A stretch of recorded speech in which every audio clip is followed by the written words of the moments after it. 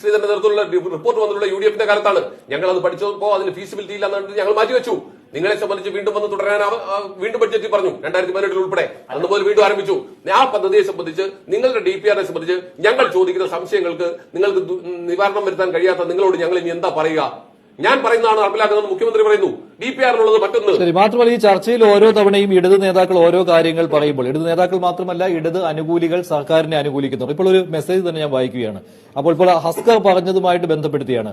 അത് ശരി, റെയിൽവേ ബോർഡിന്റെ അംഗീകാരം കിട്ടിയിട്ടില്ലേ ഹസ്കറെ, താൻ എന്താ ഈ പറയുന്നത് എന്ന്. അതായത് ജനങ്ങൾ ഓർത്തിരുന്നത് റെയിൽവേ ബോർഡിന്റെ അംഗീകാരം ഉണ്ടെന്നാണ്. അതിന്റെ ഒരു കാരണം എന്താണെന്ന് പറഞ്ഞാൽ ഈ തത്വത്തിലുള്ള അംഗീകാരം എന്ന് പലതവണ നേതാക്കൾ പറയുന്നുണ്ട്. അതാണ് ഈ പ്രശ്നം ഉണ്ടാക്കുന്നത്. അൻവർ ഷാ, അല്ല, അതിൽ ഒരു കാര്യം, ഇപ്പോ റെയിൽവേ ബോർഡുമായി ബന്ധപ്പെട്ട വിഷയം അവിടെ നിൽക്കുന്നു. അപ്പൊ റെയിൽവേ ബോർഡിനോട് ഈ പറയുന്ന കോടതി ചോദിച്ച സമയത്ത് റെയിൽവേ ബോർഡ് കൃത്യമായിട്ട് പറഞ്ഞല്ലോ, ഇതുമായി ബന്ധപ്പെട്ട് ഞങ്ങൾക്ക് ഇതിൽ തത്വത്തിലുള്ള അനുമതിയുണ്ട്, അതിന്റെ ബാക്കിയുള്ള നടപടികൾ കഴിഞ്ഞതിന് ശേഷമാണല്ലോ റെയിൽവേ ബോർഡ് അനുമതി കൊടുക്കാൻ പറ്റൂ.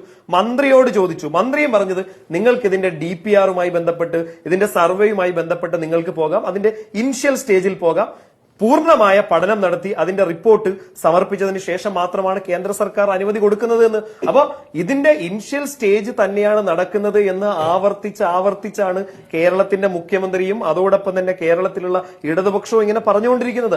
അപ്പോഴും നിങ്ങൾ തന്നെ പറയുന്നു കേന്ദ്ര മന്ത്രിസഭ അനുമതി തന്നില്ലല്ലോ, പിന്നെ നിങ്ങൾ എന്തിന്റെ അടിസ്ഥാനത്തിലാണ് ഇത് പോകുന്നത്, അല്ലെങ്കിൽ നിങ്ങൾ ഇതിന്റെ ഫണ്ട് എവിടെ നിന്ന് കണ്ടെത്തും എന്നുള്ള രീതിയിലേക്ക് പോകുന്നത്. ഇനി ശ്രീജിത്ത് പണിക്കർ നേരത്തെ പറഞ്ഞിട്ടുള്ള ഒരു കാര്യമുണ്ടല്ലോ, ഈ നമ്മുടെ സർവേ ലാൻഡ്സ് ആക്ട് പ്രകാരം അതിന്റെ സെക്ഷൻ 6-നകത്ത് കൃത്യമായിട്ട് പറയുന്നുണ്ട് എങ്ങനെയാണ് നോട്ടിഫിക്കേഷൻ പബ്ലിഷ് ചെയ്യേണ്ടത്, അത് എങ്ങനെയൊക്കെയാണ്, എവിടെ അറിയിക്കണം, പ്രധാനപ്പെട്ട 2 മാധ്യമങ്ങളിൽ അറിയിക്കണമെന്ന് പറഞ്ഞു. അത് 2021 ഒക്ടോബർ മാസത്തിൽ തന്നെ മാധ്യമങ്ങളിൽ ഡെയിലി പബ്ലിഷ് ചെയ്യുന്ന ന്യൂസ് പേപ്പറിൽ പബ്ലിഷ് ചെയ്തിട്ടുണ്ട്. കണ്ണൂരും ആലപ്പുഴ ജില്ലയും ആദ്യം, എന്നിട്ട് രണ്ടാമത്, അങ്ങനെ ഓരോ തലത്തിലും ഇതിന്റെ നോട്ടിഫിക്കേഷൻ കൃത്യമായി പബ്ലിഷ് ചെയ്തിട്ടതിന് ശേഷം മാത്രമാണ് സർക്കാർ ഇതിന്റെ സർവേ എങ്ങനെ നടത്തണം എന്നതുമായി ബന്ധപ്പെട്ട നടപടികളുമായി മുന്നോട്ട് പോയത്. അതിൽ അദ്ദേഹം പറഞ്ഞതിൽ മിസ്റ്റേക്ക് ഉണ്ട്.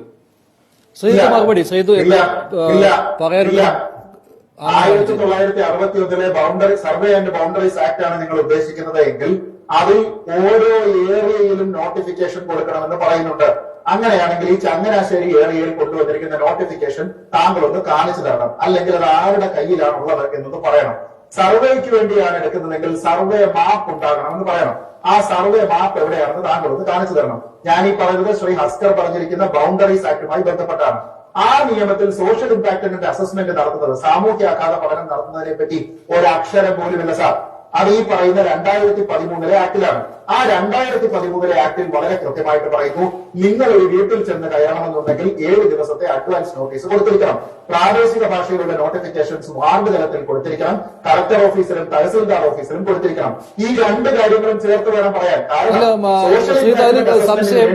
സംശയം ബൗണ്ടറീസ് ആക്ട് പ്രകാരമാണോ ലാൻഡ് അക്വിസിഷൻ ആക്ട് പ്രകാരമാണോ ഇപ്പോഴത്തെ സർവേ നടക്കുന്നത് എന്നതിനെ കുറിച്ചല്ലേ? അല്ല, അതാണ് പ്രശ്നം. ഇവരിപ്പോ ഓരോ കാര്യം ഓരോന്നാ പറയുന്നത്. ഈ കല്ല് എവിടെ ഇട്ടിരിക്കുന്നത് സർവേക്കാണോ എന്ന് ചോദിച്ചാൽ പറയും അല്ലാതെ സോഷ്യൽ ഇമ്പാക്ട്മെന്റ് അസസ്മെന്റിനാണ്. സോഷ്യൽ ഇമ്പാക്ട്മെന്റ് അസസ്മെന്റ് പറഞ്ഞിരിക്കുന്ന 2013 ആക്ടിലാണെങ്കിലോ അതിൽ നോട്ടിഫിക്കേഷൻ കൊടുക്കണമെന്ന് പറഞ്ഞിട്ടുണ്ടല്ലോ എന്ന് പറഞ്ഞാൽ ഇവർ പറയും ഇത് സർവേക്ക് വേണ്ടിയിട്ടാണ്.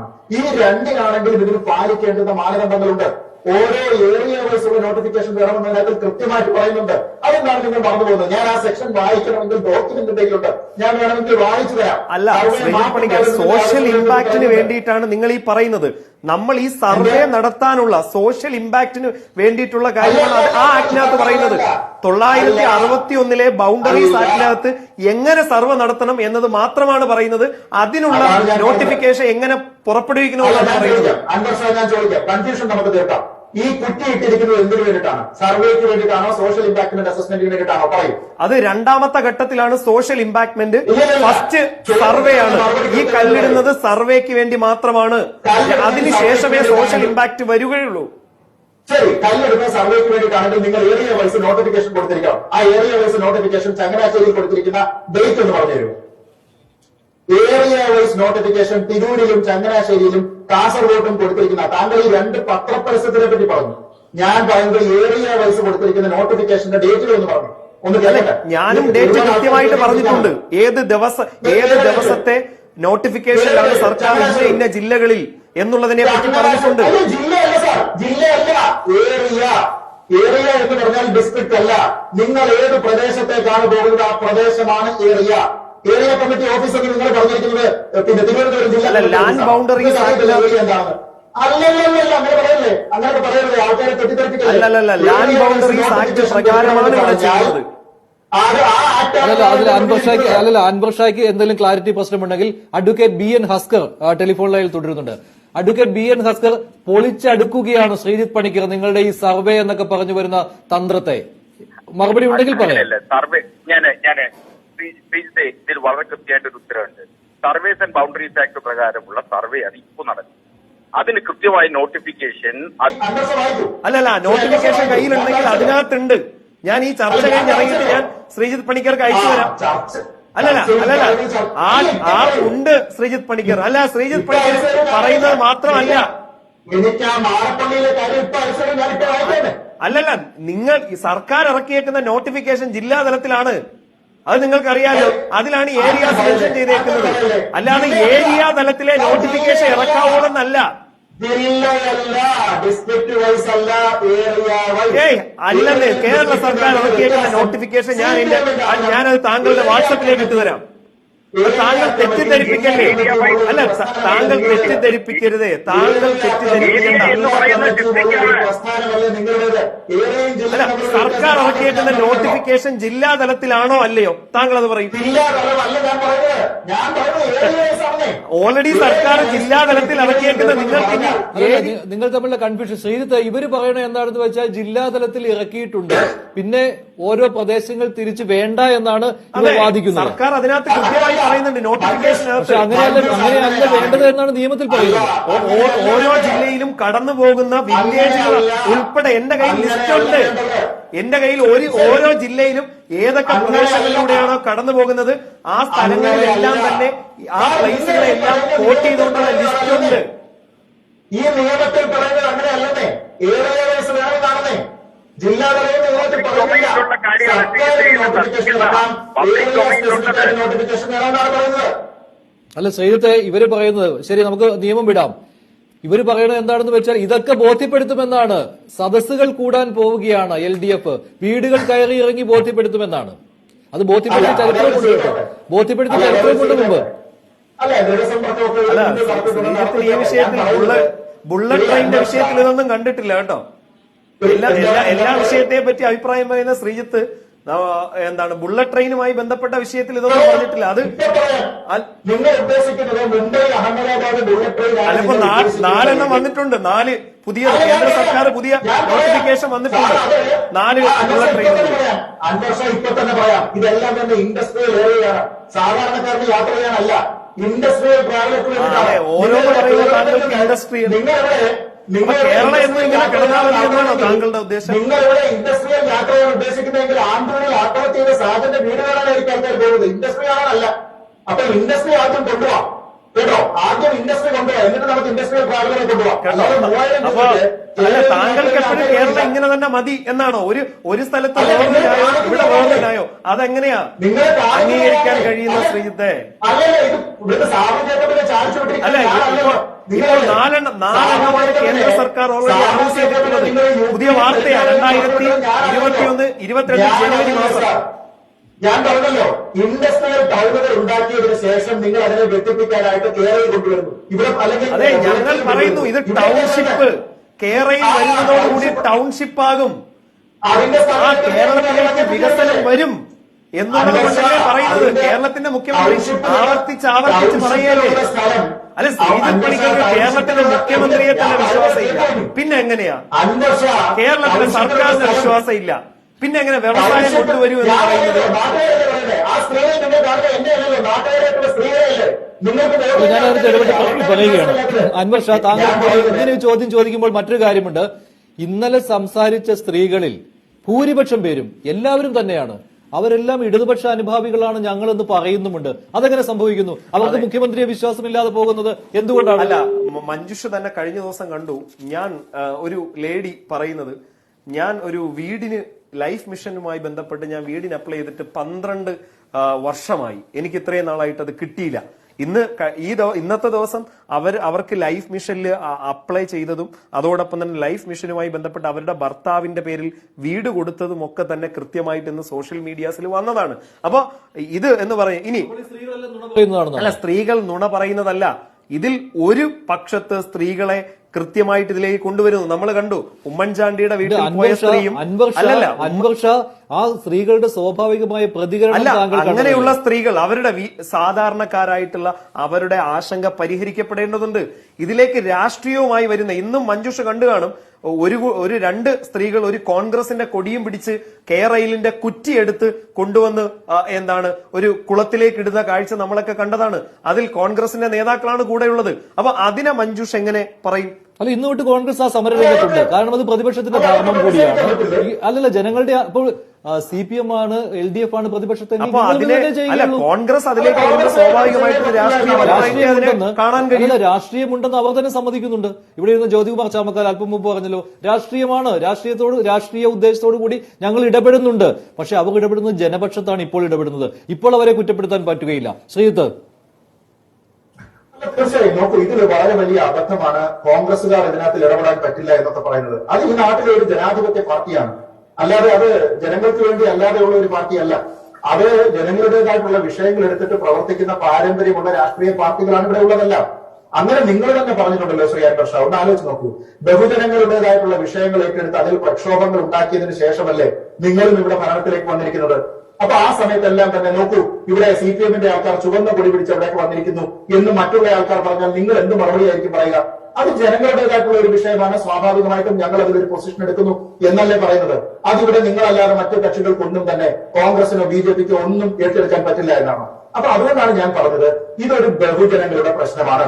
തിരുവനന്തപുരം മുതൽ കാസർഗോഡ് വരെയുള്ള 10,000-കണക്കിന് ആൾക്കാരുടെ പ്രശ്നമാണ്. നേരിട്ടും നേരിട്ടല്ലാതെയുമുള്ള ആൾക്കാരുടെ പ്രശ്നമാണ്. ഇപ്പൊ നിങ്ങളൊരു കല്ല് വരച്ചു വെച്ച് കഴിഞ്ഞാൽ അതുവരെയാണ് നിങ്ങൾ സ്ഥലം എടുക്കുന്നത് എന്ന് കരുതിക്കൊള്ളൂ. അതിന് തൊട്ടപ്പുറത്തുള്ള ആളുടെയും കൺസേൺ ആണ്. കാരണം അവന് കിട്ടാനുള്ള വില വീണ്ടും കുറയും, അവന് സർക്കാരിന്റേതായിട്ടുള്ള നഷ്ടപരിഹാരം കിട്ടില്ല, അവനും കൺസേൺസ് ഉണ്ട്. അപ്പൊ നിങ്ങൾ ഇവരെ ആരെയും പരിഗണിക്കാതെ മുഖ്യമന്ത്രിക്കോ സർക്കാരിനോ അല്ലെങ്കിൽ സർക്കാരിനെ നിയന്ത്രിക്കുന്ന രാഷ്ട്രീയ കക്ഷിക്കോ താല്പര്യമുള്ള കുറച്ച് ആൾക്കാരെ ശീതീകരിച്ച മുറികളിലേക്ക് വിളിച്ച് പൗരപ്രമുഖരെന്ന് നമ്മുടെ ഭരണഘടനയിൽ പറഞ്ഞിട്ടില്ലാത്ത ഒരു ക്ലാസിനെ ക്രിയേറ്റ് ചെയ്ത് അവർക്ക് ക്ലാസ് എടുത്തു കൊടുത്തത് കൊണ്ട് കാര്യമില്ല. ഈ ജനങ്ങളുടെ പ്രശ്നമുണ്ട്. തിരുവനന്തപുരം മുതൽ കാസർഗോഡ് വരെ പുരുഷനും സ്ത്രീയും കുട്ടിയും തെരുവിലിറങ്ങുന്നുണ്ട് എങ്കിൽ അവർക്ക് വ്യത്യസ്തമായ രാഷ്ട്രീയങ്ങൾ ഉണ്ടാകും. ഈ ചർച്ചകളിൽ പറയുന്ന വളരെ നന്നായി സംസാരിക്കുന്ന പല ആൾക്കാരും പറഞ്ഞത് ഞങ്ങൾ വോട്ട് കൊടുത്തത് പിണറായി വിജയനാണ്, ഞങ്ങളുടെ വോട്ട് വാങ്ങിയാണ് അദ്ദേഹം അധികാരത്തിൽ കയറിയത്. ഇന്നലെ ഞാൻ കണ്ട ഒരു ചർച്ചയിലെ ആലുവ സ്വദേശിയായിട്ടുള്ള മരിയ എന്നോ മറ്റോ ആണ് ആ സ്ത്രീയുടെ പേര്. അവര് പറഞ്ഞിരിക്കുന്നത് അവരുടെ ഭർത്താവ് പാർട്ടി മെമ്പറാണ്, ഞങ്ങൾ പാർട്ടിയുടെ സപ്പോർട്ടർമാരാണ്, വികസന വിരുദ്ധനല്ല. എന്നെയും അങ്ങനെ കരുതണ്ട. കല്ലട ഇറിഗേഷൻ പ്രോജക്റ്റിന് വേണ്ടിയിട്ട് സ്ഥലം വിട്ടുകൊടുത്ത കുടുംബത്തിലെയാളാണ് ഞാനും. അപ്പൊ ഇതൊക്കെ നമ്മളെല്ലാവരും ചെയ്യുന്നതാണ്, അല്ലാതെ അന്ന് ആരും ഇവിടെ പോയി കൊടി പിടിച്ചിരിക്കുന്ന ആൾക്കാരല്ല. അതുകൊണ്ട് താങ്കൾ മനസ്സിലാക്കേണ്ടത് ഈ വരുന്ന ആൾക്കാർക്ക് എല്ലാവർക്കും കേരളത്തിൽ അറിയാമല്ലോ 99% ആൾക്കാർക്കും രാഷ്ട്രീയമോ രാഷ്ട്രീയ ആഭിമുഖ്യമോ ഉണ്ടാവും. അങ്ങനെയുള്ള ആൾക്കാർ അവിടെ വന്ന് പ്രതിഷേധിക്കുമ്പോൾ നിങ്ങളൊരു BJP-യുടെയോ കോൺഗ്രസിന്റെയോ കേരള കോൺഗ്രസിന്റെയോ വിഷയമാക്കി കാണിച്ചാൽ നിങ്ങൾ യഥാർത്ഥ പ്രശ്നങ്ങളിൽ നിന്ന് ഒളിച്ചോടുകയാണ്. ഇനി അതല്ലാതെ ഒരു ബഹുജന പ്രക്ഷോഭം എന്നാണ് നിങ്ങൾ ഇതിനെ കരുതേണ്ടത് എങ്കിൽ അതിന് എന്തൊക്കെ ചിഹ്നങ്ങളാണ് ഉണ്ടാകേണ്ടത്? അതിൽ കോൺഗ്രസിന്റെ പതാക ഉണ്ടാകാൻ പാടില്ലേ? ഇപ്പൊ നേരത്തെ പറഞ്ഞല്ലോ, നേരത്തെ മഞ്ജുഷ തന്നെ പറഞ്ഞതുപോലെ ഇവിടെ പൗരത്വ ഭേദഗതി നിയമവുമായി ബന്ധപ്പെട്ട പ്രക്ഷോഭം ഉണ്ടായി. ശ്രീ ജ്യോതികുമാർ പറഞ്ഞതുപോലെ അതിനും എല്ലാ രാഷ്ട്രീയ പാർട്ടികളുടെയും കൊടികളുണ്ടായിരുന്നു എന്ന് പറഞ്ഞുകൊണ്ട് അത് കോൺഗ്രസിന്റെ പ്രശ്നമാണ് അല്ലെങ്കിൽ CPM കുത്തിത്തിരിപ്പിലിറങ്ങുന്നു എന്നല്ലല്ലോ കാര്യം പറഞ്ഞത്. അത് കുറെ അധികം ആൾക്കാരെ ബാധിക്കുന്ന പ്രശ്നമാണ്. അപ്പൊ ഇതൊരു ബഹുജന വിഷയമാണ്. ഇത് നന്ദിഗ്രാമിലെ പോലെയല്ല. നോക്കൂ, അതൊക്കെ ഒരു പ്രാദേശികമായ വിഷയമാണ്. ഇത് കേരളത്തിന്റെ ഇന്നു മുതൽ അങ്ങ് വരെയുള്ള എല്ലാവരെയും ബാധിക്കുന്ന പ്രശ്നം. ഈ കോൺഗ്രസിന് ഏതെങ്കിലും രീതിയിലുള്ള ഒരു ആഭിമുഖ്യം അല്ലെങ്കിൽ ഒരു പ്രാതിനിധ്യം കൂടുതലുള്ള ഏതെങ്കിലും ഒരു സ്ഥലത്ത് മാത്രമാണോ നിങ്ങൾ ഇത് കാണുന്നത്? ഇപ്പൊ ഉദാഹരണത്തിന് എറണാകുളം പരമ്പരാഗതമായിട്ടുള്ള ഒരു കോൺഗ്രസിന്റെ കോട്ട എന്നൊക്കെ കരുതാവുന്ന. ഇല്ല എന്ന് മാത്രമല്ല LDF-ന് വലിയ രീതിയിൽ ആധിപത്യമുള്ള സ്ഥലത്തുമാണ് ഈ സംഭവങ്ങൾ ഉണ്ടാവുന്നത്. ഉദാഹരണത്തിന് ബേപ്പൂർ മുഹമ്മദ് റിയാസിന്റെ മണ്ഡലമാണ്. അവിടെ ഇന്നലെ പ്രശ്നങ്ങൾ ഉണ്ടായി. ആലുവ കീഴ്മാട് സംഭവമുണ്ടായി. ഈ പറയുന്ന സ്ഥലങ്ങളൊന്നും UDF-ന്റെ കോട്ട കൊത്തളങ്ങളല്ല. അവിടെയല്ല ഈ സംഭവങ്ങൾ ഉണ്ടാകുന്നത്. എല്ലാ രാഷ്ട്രീയ ആഭിമുഖ്യമുള്ള പാർട്ടി, എല്ലാ രാഷ്ട്രീയ ആഭിമുഖ്യമുള്ള ആളുകളും ഈ സമരത്തിൽ പങ്കെടുക്കുന്നുണ്ട്. കാരണം അവരവരുടെ സ്വന്തം പ്രശ്നമാണ്. ഇപ്പോൾ ഞാൻ ഈ കമന്റ്സുകളൊക്കെ ശ്രദ്ധിച്ചിരുന്നു, ഫേസ്ബുക്കിലും യൂട്യൂബിലും ഒക്കെ വന്ന കമന്റ്സ്. സാധാരണ ഇങ്ങനെ ഒരു നിലപാട്, ജനപക്ഷത്ത് നിന്ന് ഒരു നിലപാട് എടുക്കുമ്പോൾ പോലും ഏത് പാർട്ടിക്കാണ് അത് ഹാനികരമാകുന്നത്, അല്ലെങ്കിൽ അത് സർക്കാരിന്റെ എതിരായ ഒരു നിലപാടാണ് എങ്കിൽ സ്വാഭാവികമായിട്ടും എതിർ പ്രതികരണങ്ങൾ ഉണ്ടാകാറുണ്ട്, ചീത്തവിളികൾ ഉണ്ടാകാറുണ്ട്. പക്ഷെ ആരും നെഗറ്റീവായിട്ടുള്ള പ്രതികരണം നടത്തിയിട്ടില്ല. ജനപക്ഷത്ത് നിന്നുള്ള പ്രതികരണമാണ് നടത്തുന്നത്. അതിൽ അവർ പ്രധാനമായും പറഞ്ഞിട്ടുള്ള ഒരു കമന്റ് പ്രത്യേകം ശ്രദ്ധിക്കാവുന്നതാണ്. അതിൽ പറയുന്നത് മുഖ്യമന്ത്രിക്കും മന്ത്രിമാർക്കും ഒന്നും 1 ഇഞ്ച് സ്ഥലം പോലും നഷ്ടപ്പെടുകയില്ല. സ്ഥലം നഷ്ടപ്പെടുന്നത് സാധാരണക്കാർക്കാണ്. അത് വിട്ടുകൊടുക്കുവാൻ പോലും തയ്യാറായ ഒരു ജനതയ്ക്ക് മുന്നിലേക്കാണ് ഇങ്ങനെയുള്ള കല്ലുകളുമായി എത്തുന്നത്. അവരോട് എന്താണ് സംഭവിക്കുന്നത് എന്ന് പറയാതെ. ഇതാണ് ഈ ചർച്ചയോടുള്ള സ്വാഭാവികമായി ജനങ്ങളുടെ പ്രതികരണം എന്ന് എനിക്ക് തോന്നുകയാണ്. അൻവർ ഷാ, താങ്കളുടെ പ്രതികരണത്തോടു കൂടി അവസാനിപ്പിക്കാം ഈ ചർച്ച. ഓക്കെ, ഞാൻ ആദ്യമായിട്ട് ശ്രീജിത്ത് പണിക്കരുമായി ബന്ധപ്പെട്ട് അദ്ദേഹം ഈ ബുള്ളറ്റ് ട്രെയിനുമായി ബന്ധപ്പെട്ട് പറഞ്ഞു അതൊരു വ്യവസായ പ്രദേശമായതുകൊണ്ട് അവിടെ അങ്ങനെ വന്നോട്ടെ, അത് കേരളം വ്യവസായമല്ലല്ലോ. അപ്പൊ അവിടെയും മാനുഷികമായിട്ടുള്ള പരിഗണനയുണ്ട്. അവിടെയും ഇതുപോലെ ആൾക്കാർ അല്ലല്ല, നിങ്ങൾ ഒന്ന് ഞാനൊന്ന് പറയട്ടെ ശ്രീജിത്ത്. ജനവാസ കേന്ദ്രങ്ങളിൽ കൂടെ പോകുന്ന ഒരു പദ്ധതിയും ഇൻഡസ്ട്രിയൽ ഏരിയയെ കണക്ട് ചെയ്യുന്ന ഒരു പദ്ധതിയും രണ്ടാണ് സാർ. അല്ല ഞാനൊന്ന് പറയട്ടെ ശ്രീജിത്തെ. അല്ല, എവിടെയാണെങ്കിലും ഭൂമി ഏറ്റെടുക്കൽ വേണ്ടി വരും, അതിനുള്ള നടപടിക്രമങ്ങൾ വേണം. ഓക്കെ, തീർച്ചയായും നോക്കൂ, ഇതിന്റെ പ്രശ്നം മഞ്ജുഷ വളരെ കൃത്യമായിട്ടുള്ള ഒരു പോയിന്റ് ഞാൻ പറയാം. മറ്റുള്ള സ്ഥലങ്ങളിലെല്ലാം അതിവേഗ പദ്ധതികൾ പോകുന്ന സമയത്ത് നമ്മളുടേത് അർത്ഥ അതിവേഗ പദ്ധതിയാണ്. അതിന്റെ സാമ്പത്തിക ബാധ്യത പോലും നമ്മൾ 40 വർഷം കൊണ്ട് അടുത്ത തലമുറയെ കൂടിയാണ് ഏൽപ്പിക്കുന്നത്. ഞാൻ പറഞ്ഞല്ലോ, നിങ്ങൾ യുദ്ധകാലാടിസ്ഥാനത്തിൽ ഇത് നിങ്ങൾക്ക് ഉടനെ തന്നെ വേണം, 2 കൊല്ലം കൊണ്ട് വേണമെങ്കിൽ ചെയ്യാവുന്ന സിമ്പിൾ ആയിട്ടുള്ള ഒരു കാര്യമുണ്ട്. റെയിൽവേയോട് റിക്വസ്റ്റ് ചെയ്തിട്ട് തിരുവനന്തപുരം മുതൽ കാസർഗോഡ് വരെയും തിരിച്ചു വരുന്ന ഒരു ട്രെയിനിനെ നിങ്ങൾ ഈ പറഞ്ഞതുപോലെ 11 സ്റ്റോപ്പാക്കി നിങ്ങളൊന്ന് ഓടിച്ചു നോക്കുക. നിലവിൽ വേഗപ്രവൊന്നുമില്ല. ഇപ്പൊ നമ്മുടെ ശ്രീജിത്ത് പണിക്കർ പറയുന്നത് പോലെ ചെയ്യാനുള്ളതല്ലോ കേരള സർക്കാർ. അല്ല ശ്രീജിത്ത് പണിക്കർ, അല്ല ഞാൻ ഒന്ന് പറയട്ടെ ശ്രീജിത്ത്, അല്ല എന്റെ സമയമാണ് താങ്കൾ എടുക്കുന്നത്. അല്ല മഞ്ജു അല്ല അത് പറഞ്ഞോളൂ, താങ്കൾ പറഞ്ഞോളൂ. അപ്പൊ ഈ എല്ലായിടത്തും പ്രശ്നങ്ങൾ എന്ന് പറയുന്നത് ഒരുപോലെയാണ്. മനുഷ്യന്റെ വികാരം എല്ലായിടത്തും ഒരുപോലെ തന്നെയാണ്. അപ്പോ അവിടെ മാത്രം ഒരു പ്രശ്നം, കേരളത്തിൽ മാത്രം മറ്റൊരു പ്രശ്നമായിട്ട് കാണാൻ കഴിയില്ല. അല്ല ഒന്നും മിണ്ടാതിരിക്കും ശ്രീജിത്തെ. അല്ല സ്ഥലം ഏറ്റെടുത്ത സമയത്ത് ഇതുപോലെ പ്രശ്നം നിങ്ങൾ എവിടെയാ കണ്ടത്?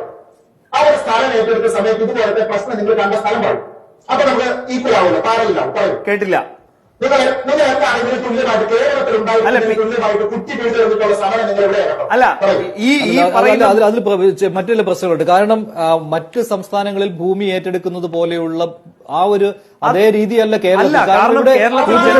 വളരെ കൂടുതലാണ്, ലഭ്യതയും അതുമായിട്ട് താരതമ്യപ്പെടുത്തേണ്ട. പക്ഷേ ആ സാന്ദ്രത കൂടുതലുള്ള ഈ സ്ഥലത്ത് കൂടുതൽ സെൻസിറ്റീവായിട്ട് കാര്യങ്ങൾ സംഭവിക്കുമെന്ന് മനസ്സിലാക്കേണ്ട ബാധ്യത സംസ്ഥാന സർക്കാരിനുണ്ട്. അത് അറിയുകയും ചെയ്യാം. അതിനുവേണ്ടിയാണ് കൃത്യമായ നിയമമുള്ളത്. അതനുസരിച്ച് പോകുന്നില്ല. അതെന്തുകൊണ്ട് എന്ന ചോദ്യമാണ്. കൃത്യമായിട്ടുള്ള അവിടുത്തെ എക്സിക്യൂട്ടീവ് കൃത്യമായിട്ട് മറികടക്കുന്ന രീതിയിൽ തന്നെയാണ് ഇവിടെയും കേരളത്തിൽ. അഹമ്മദാബാദിലേക്ക് പോകുമ്പോ 2 സംസ്ഥാനങ്ങളെ ബന്ധിപ്പിക്കുന്ന കാര്യമാണ്. അതെ, ഗുജറാത്തിലെയും പ്രശ്നമുണ്ടായോ? എന്തുകൊണ്ടാ ഇപ്പൊ ആ പ്രോജക്ട് നിർത്തിവെച്ചേക്കുന്നേ ഒന്ന് പറഞ്ഞു. അല്ലല്ല, ആ പ്രോജക്ട് എന്തുകൊണ്ടാ ഇപ്പൊ താൽക്കാലിക? മഹാരാഷ്ട്ര സർക്കാരിന്റെ നിലപാടെന്താ? അല്ല ശ്രീജിത്ത് ഇങ്ങനെ പറയുന്നത്, മഹാരാഷ്ട്ര സർക്കാരിന്റെ നിലപാടെന്താ? അപ്പൊ അല്ലല്ല, അപ്പൊ വെറുതെ അങ്ങനെ പിടിപ്പിക്കല്ലേ. അല്ലല്ല, അങ്ങനെ നിങ്ങൾ പറയണ്ട. ശിവസേന അന്ന് ആരുടെ കൂടെയാണ്, ഇന്ന് ആരുടെ കൂടെയാണ്? അല്ലല്ല, അവിടുത്തെ മരമുറിയുമായി ബന്ധപ്പെട്ട് അവിടുത്തെ ഹൈക്കോടതി എന്താ പറഞ്ഞത്? അവിടുത്തെ മരമുറിയുമായി ബന്ധപ്പെട്ട് ഹൈക്കോടതി എന്താ പറഞ്ഞത്? മഞ്ജുഷ്, രാഷ്ട്രീയ വിഷയമാകുന്ന സ്ഥലത്ത് അൻവർ ഷാ രാഷ്ട്രീയം പറയാതിരിക്കുകയും ബഹുജനങ്ങളുടെ വൈകാരികമായ പ്രശ്നം വരുന്ന സ്ഥലത്തേക്ക് രാഷ്ട്രീയം കുത്തിക്കയറ്റുകയാണ്. ശിവസേന അന്ന് ഇന്ന് എവിടെയാണ് ഇരിക്കുന്നതെന്ന് പറഞ്ഞാൽ ഉത്തരം തോന്നുന്നു. ശിവസേന അന്ന് ആരുടെ അപ്പൊ പേരിലാണ് ശ്രീജിത്ത് തന്നെ അല്ല, സമ്മതിക്കുന്നു. ഇതിനകത്ത് അൻവർ ഷാ പ്രശ്നം എന്ന് പറയുന്നത് ന്യായീകരിക്കാൻ വളരെ ബുദ്ധിമുട്ടുള്ള ഒരു കാര്യമാണ്.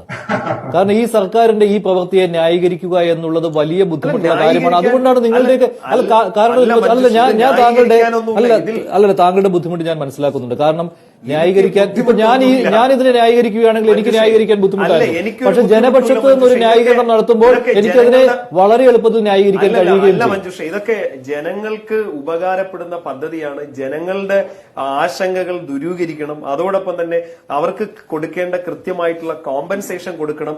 അതിനു വേണ്ടിയിട്ടുള്ള പ്രവർത്തനങ്ങൾ നടത്തണം. അതിന് ഞാനൊക്കെ ആഗ്രഹിക്കുന്നത് കേരളത്തിലുള്ള പ്രതിപക്ഷവും ശ്രീജിത്തിനെ പോലുള്ള ആൾക്കാരൊക്കെ തന്നെ എന്താണ് ഈ പ്രോജക്റ്റും, ഇത് കേരളത്തിന്റെ ഭാവി പ്രോജക്റ്റാണ്.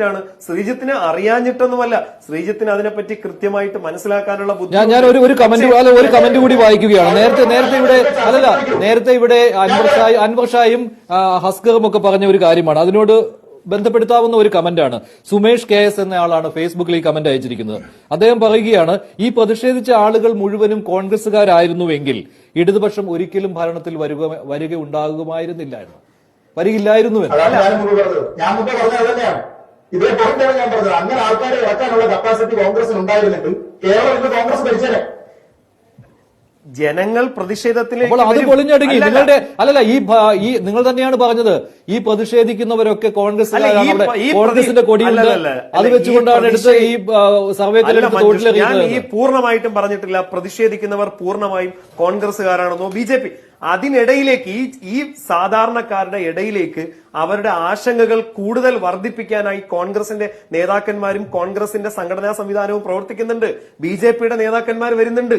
അപ്പൊ ഇതെന്ന് പറയുന്നത് ഇത് വലിയ പ്രശ്നം. അവരവരുടേതായിട്ടുള്ള ഒരു രാഷ്ട്രീയ മുതലെടുപ്പ് കാണിക്കണമെന്ന് ഞാൻ പറഞ്ഞോളൂ. അവർ കാണിക്കുന്നുണ്ട്. നേരത്തെ ഒരു സ്ത്രീയെ പറ്റി അവിടെ പറഞ്ഞത് അവർക്ക് ലൈഫ് മിഷനുമായിട്ട് ബന്ധപ്പെട്ട് വീട് കിട്ടിയിട്ടുണ്ട് എന്ന് താങ്കൾ പറഞ്ഞു. അപ്പൊ ഞാൻ പറയുന്നു, ശരി, അത് വാസ്തവമാണെന്ന് തന്നെ കരുതിക്കൊണ്ട് ഞാൻ ചോദിക്കുകയാണ്, ഈ പോലീസ് അവിടെയുള്ള മറ്റ് സ്ത്രീകളെയൊക്കെ വലിച്ചിഴച്ചു കൊണ്ടുപോയതിനെ പറ്റി താങ്കളുടെ അഭിപ്രായം എന്താണ്? അല്ല, പോലീസ് നമുക്കറിയാം, ഒരു ശ്രീജിത്തിന് തന്നെ അറിയാം. അല്ല, ശ്രീജിത്തിന് തന്നെ നെയ്യാറ്റിങ്കരെ രണ്ടുപേരും നോട്ടിഫിക്കേഷൻ കിട്ടാതെ പോയതാണ്. ഞാൻ പറയുന്നത് നിയമപ്രകാരമുള്ള നോട്ടിഫിക്കേഷൻ കിട്ടാതെ നിങ്ങൾ വീട്ടിൽ നിന്ന് ഒരാളെ ശ്രീജിത്തിനോട് ഞാൻ ചോദിക്കുന്നു, ശ്രീജിത്തിനോട് ചോദിക്കുന്നത്, പോലീസ് ഈ പറയുന്ന പ്രവർത്തനം ചെയ്തു എന്ന് പറഞ്ഞു.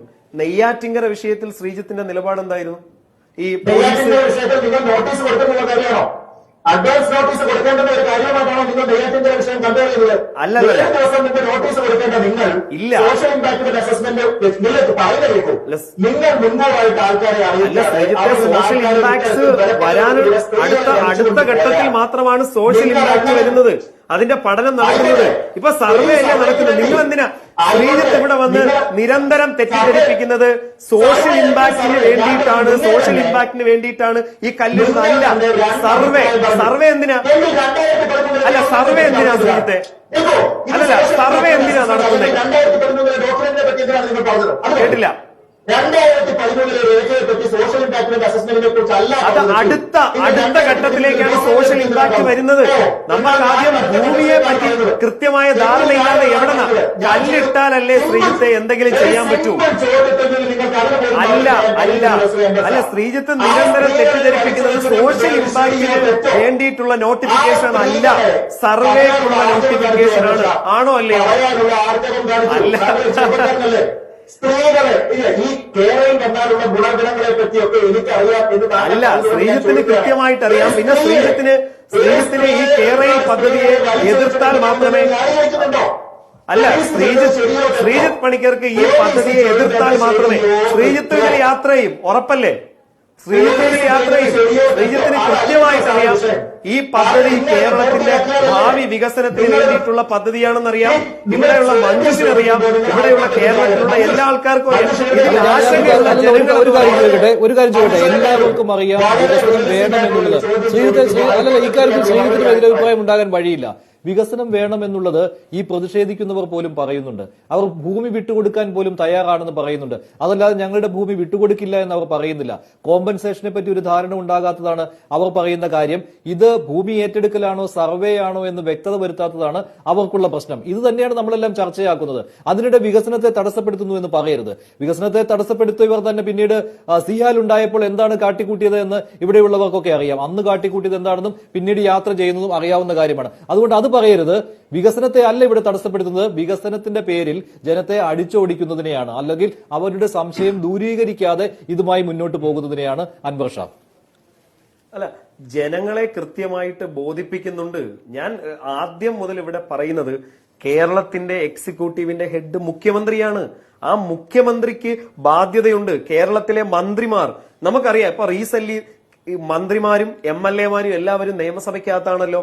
നമ്മളെല്ലാ ആൾക്കാരും ജനാധിപത്യത്തിന്റെ ചർച്ചകൾ നടക്കുന്നത് നിയമസഭയ്ക്കകത്താണ് എന്ന് പറഞ്ഞല്ലോ. അവിടെയാണ് ഈ ഡിബേറ്റുമായി ബന്ധപ്പെട്ട് പ്രതിപക്ഷത്തിന് കൃത്യമായിട്ടുള്ള മറുപടി കൊടുക്കുന്നുണ്ട്. ഇനി ഇപ്പോ ഇതിന്റെ സ്റ്റേജ് ഇതിന്റെ സ്റ്റേജ് കഴിഞ്ഞാൽ മാത്രമേ, സോഷ്യൽ ഇമ്പാക്ട് സ്റ്റഡി കഴിഞ്ഞാൽ മാത്രമേ കേരളത്തിലെ സർക്കാരിന് എന്തെങ്കിലും പറയാൻ പറ്റുള്ളൂ. സോഷ്യൽ ഇമ്പാക്ട് ഇതിന്റെ പഠനം നടക്കട്ടെ. ശ്രീജിത്തിന് എന്താ പഠനം നടക്കണ്ടേ? ശ്രീജിത്തെ, പഠനം നടക്കാതെ എങ്ങനെയാണ് നമുക്ക് ഇതിന്റെ DPR പറഞ്ഞിരിക്കുന്ന ഏറ്റവും സിമ്പിൾ ആയിട്ടുള്ള ഒരു കാര്യമാണ്, ഈ മതിലുകളൊക്കെ വലുതായിട്ട് വരുന്ന സ്ഥലത്ത് ആ സ്ഥലം പരസ്യത്തിന് കൊടുത്ത് അതുവഴി വരുമാനം ഉണ്ടാക്കാറുണ്ട്. അങ്ങനെ വലിയ മതിലുകൾ ഉണ്ടാകുന്നു എന്ന് ചോദിച്ചപ്പോൾ മുഖ്യമന്ത്രി പറയാൻ ഉണ്ടാകുന്നില്ലായിരുന്നു. അപ്പൊ ആരെ വിശ്വസിക്കണം? When in doubt trust me എന്ന് മുഖ്യമന്ത്രി പറഞ്ഞു കഴിഞ്ഞാൽ അത് എന്താണ് സാർ? പിന്നെ എന്തിനാണ് DPR? അല്ല, ഇതിന്റെ പ്രോജക്ട് ഈ DPR-ൽ ഇനിയും മാറ്റങ്ങൾ വരുമല്ലോ. DPR-ൽ ഈ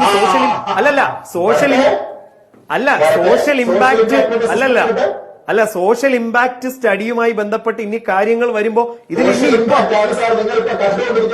ഇത് ആർക്കും ഒരു ബോധ്യവുമില്ല. എന്താണ് DPR? സർവേ ആണോ, ഇമ്പാക്ട് അസസ്മെന്റ് ആണോ, എന്താണ് നടക്കുന്നത് പോലും ബോധ്യമില്ല. സർക്കാരിനെ ബ്ലൈൻഡ് ആയിട്ട് അനുകൂലിക്കുന്ന ആളുകൾക്ക് പോലും അറിയില്ല എന്താണ് കേരളത്തിന്റെ സിൽവർ ലൈൻ പദ്ധതിയെ കുറിച്ച് കൃത്യമായിട്ട് കേരളത്തിന്റെ മുഖ്യമന്ത്രിക്കും കേരളത്തിലെ മന്ത്രിസഭയ്ക്കും കേരളത്തിലെ ഇടതുപക്ഷ സർക്കാരിനും എന്താണ് കേരളയിലെന്നും അതെങ്ങനെ നടപ്പിലാക്കേണ്ടതുണ്ടെന്നും അതിനെക്കുറിച്ചുള്ള പഠനം എങ്ങനെ നടത്തണമെന്നും ഒക്കെ തന്നെ കൃത്യമായിട്ടുള്ള ബോധമുണ്ട്. അത് ജനങ്ങളെ പറഞ്ഞ് ബോധിപ്പിക്കേണ്ടത് കേരള സർക്കാരിന്റെ ഉത്തരവാദിത്തമാണ്. കേരള സർക്കാർ അത് ചെയ്യും. അതിന് ആർജവമുള്ള സർക്കാരാണ് കേരളത്തിലുള്ളതെന്ന് ശ്രീജിത്ത് പണിക്കർക്കും അറിയാം. മഞ്ജുഷ നേരത്തെ പറഞ്ഞതുപോലെ ഓരോ വീടുകളിലും ചെല്ലും. ഈ പഠനം വരട്ടെ, ഇത് ബാധിക്കുന്ന ആൾക്കാരുടെ പഠനം വരട്ടെ, അവിടേക്ക് ചെല്ലും. നിങ്ങളുടെ പ്രശ്നങ്ങളെല്ലാം ഞങ്ങൾ പരിഹരിക്കും എന്ന് പറയാൻ ആർജവമുള്ള സർക്കാരാണ്. അതിനുള്ള സംവിധാനമുണ്ട് കേരളത്തിൽ. ശ്രീജിത്തെ,